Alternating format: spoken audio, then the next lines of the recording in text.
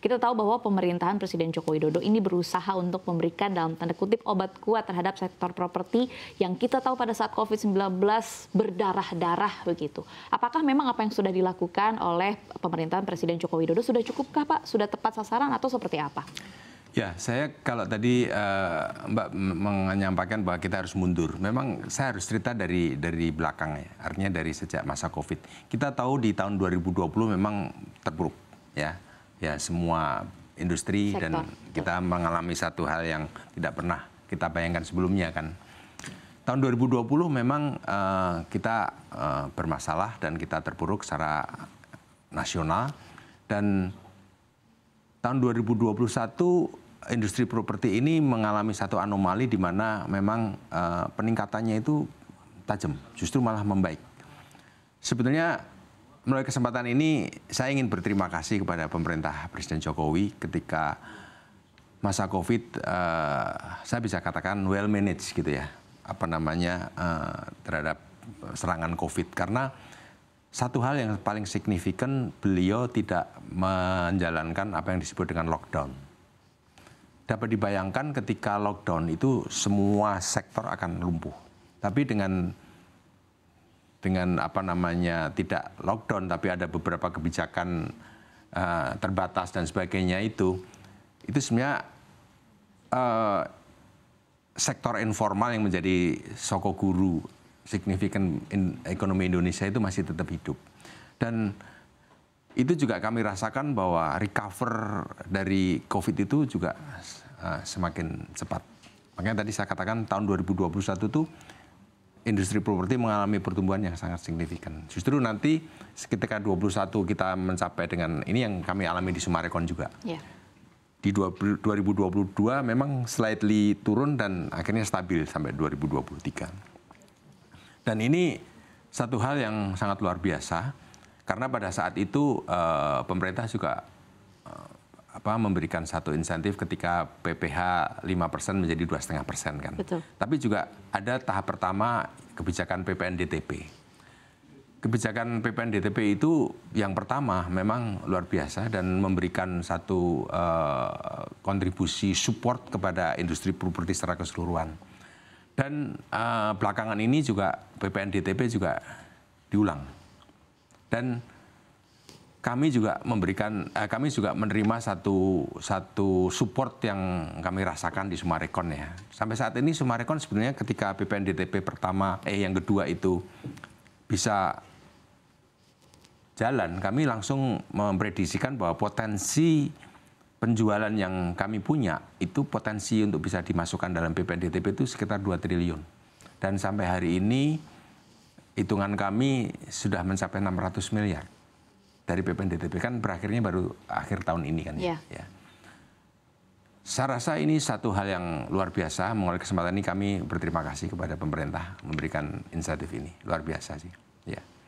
Oke, baik. Kalau kita lihat begitu tadi karena memang sudah disinggung, ini kan Summarecon sebagai salah satu pengembang properti terbesar begitu di Indonesia. Mungkin boleh dijelaskan Pak, secara garis besar mungkin meskipun tadi sudah disinggung begitu ya, kondisinya pada saat ini apakah memang bisa dikatakan sudah pulih sepenuhnya dari COVID-19?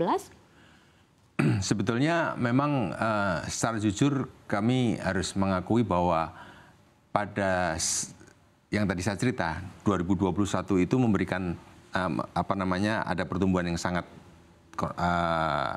bagus, stiff begitu. Ini memberikan satu confidence kepada kami.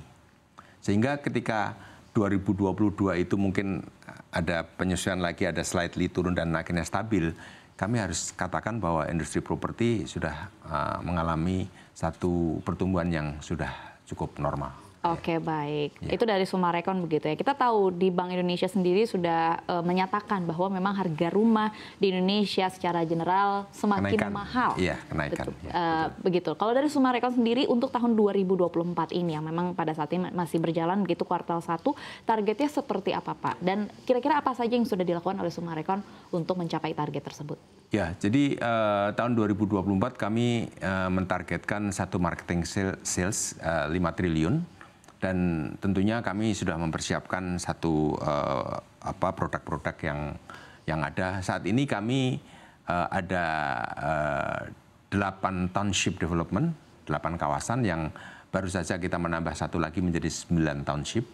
Dan tentunya dalam 9 township itu kami terus akan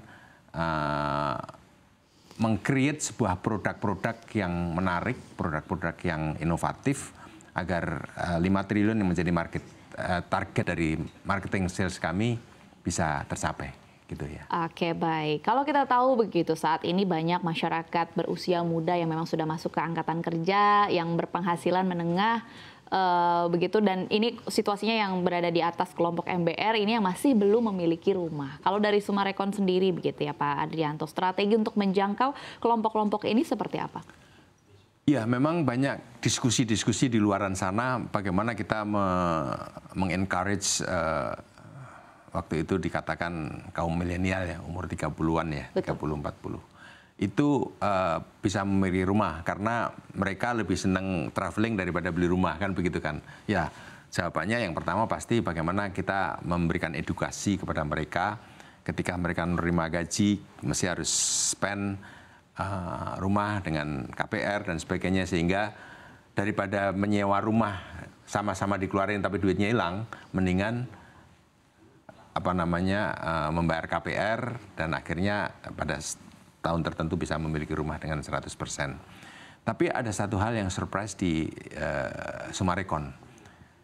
Sekitar ya 2 tahun yang lalu sebetulnya kami sudah mendapat laporan bahwa penjualan rumah terutama di Summarecon Bekasi, Summarecon Serpong itu di range harga 1,2 sampai dengan 1,7 itu justru pembelinya itu usia yang 30 sampai 40 itu udah 50%. Oh, baik.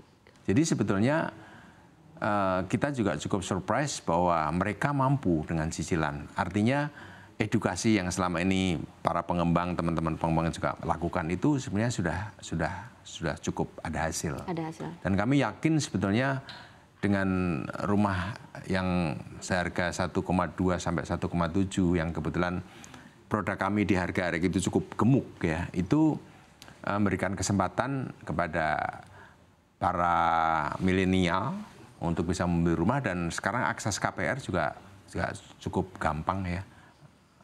Ketika para milenial sudah punya satu salary yang fix, itu bisa dihitung dan installmentnya juga bisa dihitung ya. Oke.